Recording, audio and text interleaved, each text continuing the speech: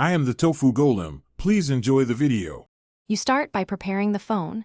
Update MIUI to the latest build because system fixes often improve battery life.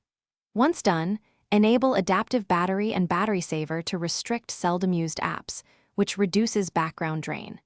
Make sure to lower screen brightness to around 40% or switch auto brightness, and set the refresh rate to 60 Hz for longer runtime. These immediate steps cut major power losses, so do them before tweaking settings or installing apps that change behavior. Now you deal with the middle, more detailed steps. Open Settings, right arrow Battery, right arrow App Battery Usage, and identify the top drains. Restrict background activity or uninstall unnecessary apps. Next, manage connectivity. Toggle Wi-Fi, Bluetooth, and GPS off when not needed, and prefer Wi-Fi over mobile data for efficiency.